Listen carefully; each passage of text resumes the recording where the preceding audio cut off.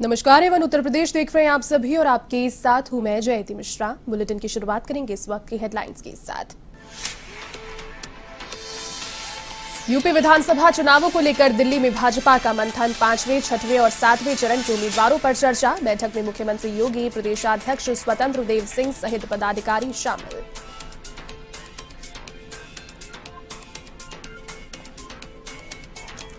विधानसभा चुनावों को लेकर सियासत हुई तेज। सपा ने की निर्वाचन आयोग से शिकायत, कहा अमित शाह ने कैराना में तोड़े कोरोना नियम, डोर टू डोर कैंपेन पर रोक लगाने की मांग।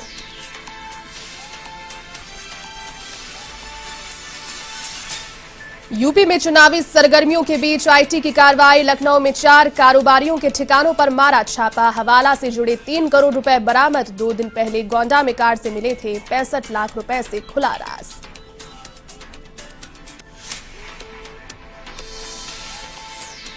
प्रदेश में सामने आए कोरोना के 19,816 नए मामले। कानपुर में बेकाबू हुआ कोरोना, 12 घंटों में 343 नए मामले आए सामने।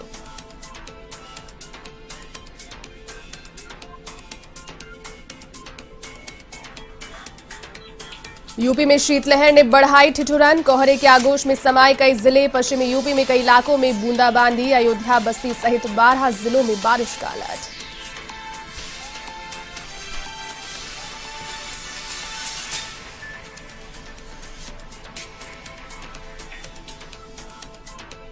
चलिए अब खबरें विस्तार से।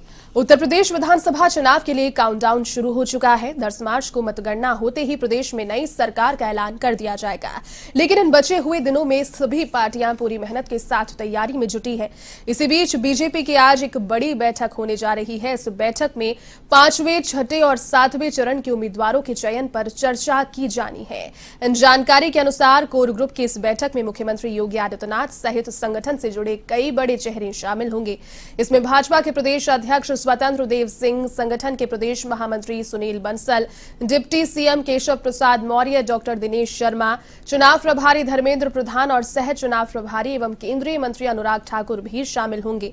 बैठक में जिन नामों पर चर्चा होगी उन्हें पार्टी आलाकमान के सामने रखेगी। इस सूची को अंतिम रूप केंद्रीय चुनाव समिति में दिया जाएगा। अधिक अपडेट के साथ सहयोगी अनिकेत इस वक्त फोन लाइन पर जुड़ चुके हैं मेरे साथ। अनिकेत, देखिए यूपी में चुनावों को लेकर सरगर्मियां फिलहाल पूरे परवान पर है। 10 मार्च को ऐलान के साथ ही नई सरकार आ जाएगी और इसी बीच 5वें, 6ठे और 7वें चरण के उम्मीदवारों पर आज एक बड़ी बैठक हो रही है। क्या इससे जुड़ी हुई तमाम जानकारी आपके पास?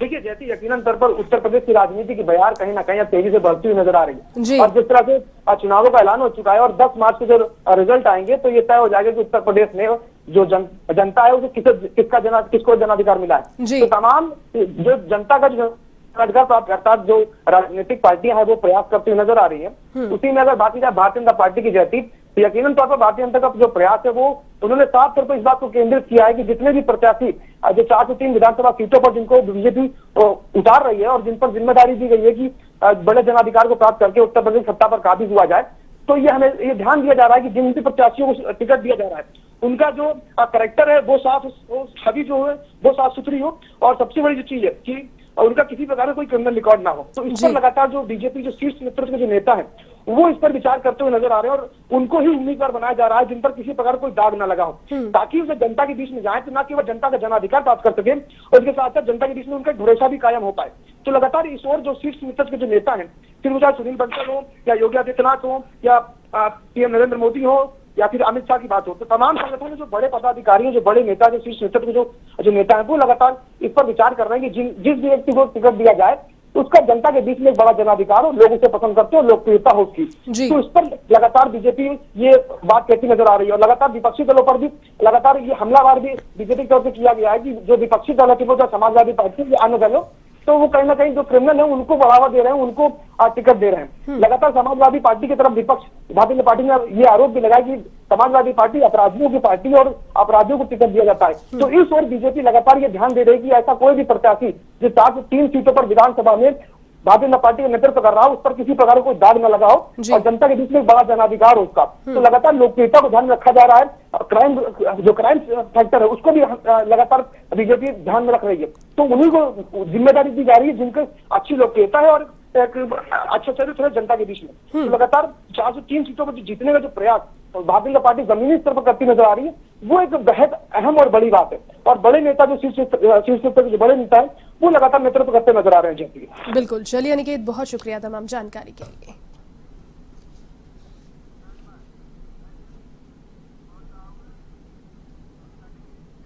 इसी बीच यूपी विधानसभा चुनाव के बीच आरोप प्रत्यारोप का दौर शुरू हो चुका है। इसी कड़ी में समाजवादी पार्टी ने गृह मंत्री अमित शाह की शिकायत निर्वाचन आयोग में दर्ज करा दी है। सपा की इस शिकायत में आरोप लगाया गया है कि अमित शाह और उनके समर्थकों ने कैराना में घर घर चुनाव प्रचार के दौरान पर्चे बांटते और जनसंपर्क करते हुए कोरोना नियमों का सरेआम उल्लंघन किया। शिकायत में यह भी कहा गया कि आयोग ने प्रचार के लिए डोर टू डोर कैंपेन की अनुमति तो दे रखी है, लेकिन उसमें भी मात्र 5 लोगों की अनुमति है।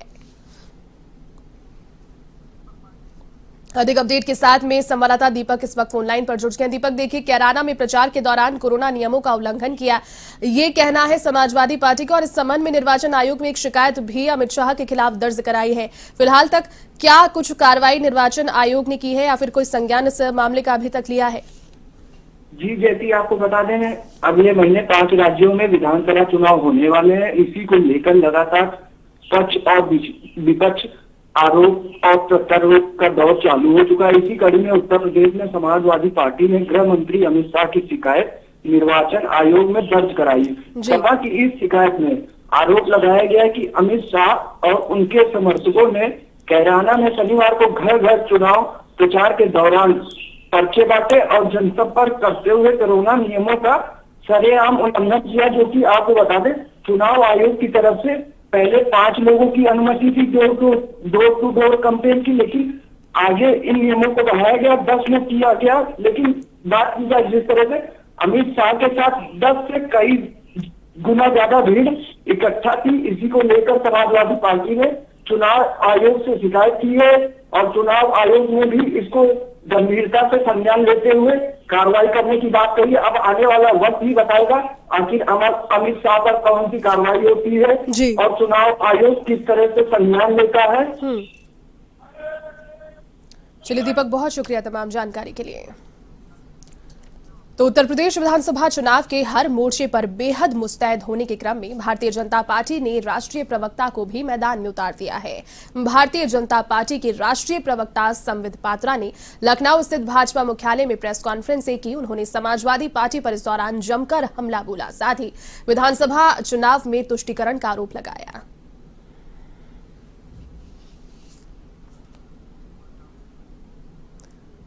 तो वहीं यूपी में चुनावी सरगर्मियों के बीच आईटी की कार्यवाही जारी है। आयकर विभाग की टीम ने लखनऊ के 4 कारोबारियों के यहां छापा मारा। इस दौरान टीम को करीब 3 करोड़ रुपए कैश मिले हैं। सूत्रों का कहना है कि गोंडा में बीते दिनों एक कार से 65 लाख रुपए मिलने के बाद इनकम टैक्स की टीम ने इसकी जांच शुरू की और उसी के चलते ये छापा पड़ा है। इनकम टैक्स के अधिकारी किसी भी कारोबारी का नाम अभी तक नहीं बता रहे। अरग के कारोबारी अमित अग्रवाल का नाम अभी सामने सुनने को आ रहा है। पुलिस ने रिकाबगंज में डेला फिलहाल डाले रखा है।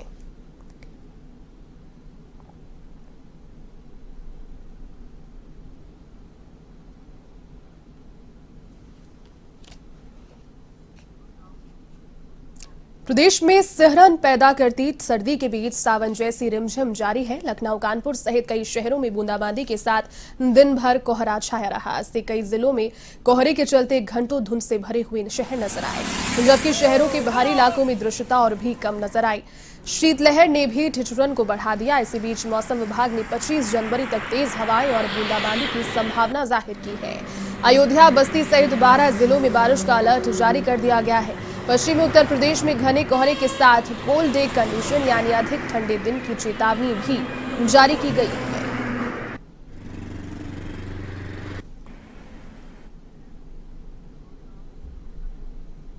तो वहीं प्रदेश में कोरोना के नए मामलों का आंकड़ा तेजी से बढ़ता ही जा रहा है। यहां 24 घंटे में 19,816 नए मामले सामने आए। तो वहीं बीते दिन 17,000 से ज्यादा कोविड पॉजिटिव इससे रिकवर हो गए। यहां एक्टिव केसेस की संख्या 1 लाख के नीचे आ गई है, लेकिन कानपुर में कोरोना बेकाबू हो गया है। यहां 12 घंटों में 343 नए मामले सामने आए, जिसमें अधिकतर चिकित्सा कर्मी हैं। शहर में पॉजिटिव मामलों की संख्या करीब 4100 के पार पहुंच गई है। इसके अलावा संक्रमित हो रहे लोगों में रिकवर होने वालों की संख्या में भी तेजी देखने को मिली है।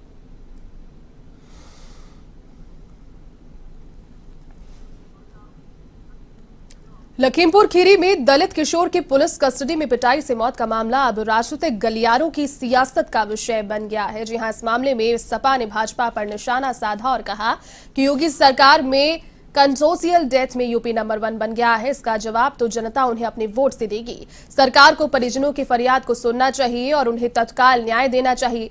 बता दें कि इस मामले में आक्रोशित भीड़ का एक वीडियो सामने आया था, जिसमें भीड़ पुलिसकर्मियों को दौड़ा रही है। वे पुलिस की कार्यशैली से बेहद नाराज हैं। एवन टीवी ने इस खबर को प्रमुखता से दिखाया था, जिसके बाद मौके पर खुद एसपी पहुंचे। एसपी संजीव सुमन ने बताया कि परिजन की तहरीर के आधार पर आरोपी चौकी इंचार्ज विपिन कुमार, सिपाही सचिन और महेंद्र को सस्पेंड कर दिया गया है। फिलहाल उन्होंने इस मामले में जांच टीम गठित कर दी है।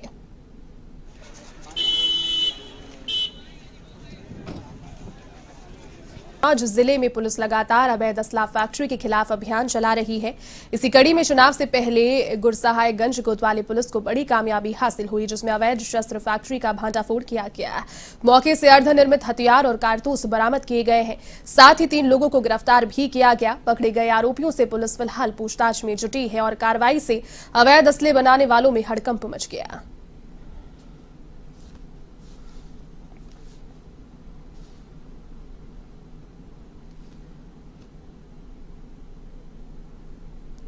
जनपद कन्नौज थाना गुरसहायगंज क्षेत्र में आज दिनांक 23 जनवरी 2022 को पुलिस द्वारा गोंडा की तहसील करनैलगंज के ग्राम पंचायत पहाड़ापुर में अस्थायी गौआश्रय केंद्र की गलत रिपोर्ट पर घमासान मचा हुआ है, जिससे ग्रामीणों में रोष व्याप्त है।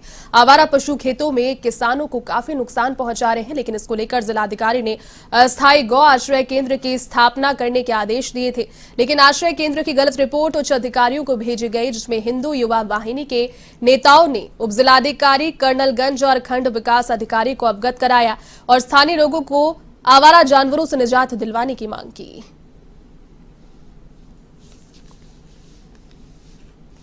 भैया, आपका क्या नाम है, कौन सा मौजा? आपके यहाँ जो प्रमाण पत्र जारी किया गया, इसमें गौ को दिखाएगा 15 गाय, इस पे क्या पूरा मामला है? जी, मेरा नाम अजय श्रीवास्तव है। मैं हिंदू युवा वाहिनी का पदाधिकारी हूँ। जो हमारे यहाँ ग्राम पंचायत पहाड़ापुर में जो ये अस्थायी गौ आश्रय केंद्र की रिपोर्ट लगाई गई है कि यहाँ बन चुका है, ये सरासर सब फर्जी है। हमने इस मामले में उप जिलाधिकारी महोदय और वीडियो साहब को अवगत कराया। उन्होंने भी कोई साफ बात बताने से इनकार कर दिया और बता रहे हैं कि मतलब आपके ग्राम पंचायत में अगर छुट्टा जानवर ज़्यादा है तो इसकी हम मतलब एस्टीमेट बनाकर आगे भेजेंगे। लेकिन जब इसका हम लोगों ने पता किया कहाँ बना, तो ये कहीं मतलब पता ही नहीं चला कि ये बना हुआ है। सरासर ये सब फर्जी है। क्या नाम है आपका? अन्नू शुक्ला। कौन सा गांव है ये? पहाड़ापुर। क्या समस्या है आप लोग? समस्या यही है कि छुट्टा जानवरों से हम लोग बहुत परेशान हैं और यहाँ जो पसरेट बना हुआ है वो कहीं बना भी नहीं है, पैसा भी निकल गया है। पसरेट यहाँ नहीं बना हुआ? नहीं बना है, किसी का नाम का, हमारे नाम का भी है पसरेट और हमको पैसा नहीं मिला, ना हमारे यहाँ बना है। क्या नाम है आपका? अवधेश कुमार। कौन सा गाँव है ये? पहाड़ापुर। क्या समस्या है आप लोगों की यहाँ? यहाँ आवारा पशु से किसान बहुत पीड़ित है जी, और न यहाँ गौशाला है न कोई चीज़ है और किसान आवारा पशुओं से बहुत परेशान है। इसके लिए गौशाला की आवश्यकता है, लेकिन लोग कहते हैं गौशाला बन गया, कागज में बन गया, लेकिन मौके पर कुछ नहीं दिखाई दे रहा है। कन्नौज में बाइक एजेंसी मालिक के अपहरण मामले में नया मोड़ आ गया है। 10 महीने के बाद अपहरण किए गए आकाशदीप की फेसबुक आईडी चालू हो गई, जिसके बाद फेसबुक आईडी चलाने वाले 2 युवकों को एसओजी ने दबोचा। दोनों ही आरोपी लखीमपुर खीरी के रहने वाले हैं। एसओजी टीम दोनों से पूछताछ कर रही है। आपको बता दें कि इंदरगढ़ के पुराराय निवासी आकाशदीप का 19 मार्च को अपहरण हुआ था। पुलिस को जल्द ही अपहरण कांड के खुलासे की उम्मीद है।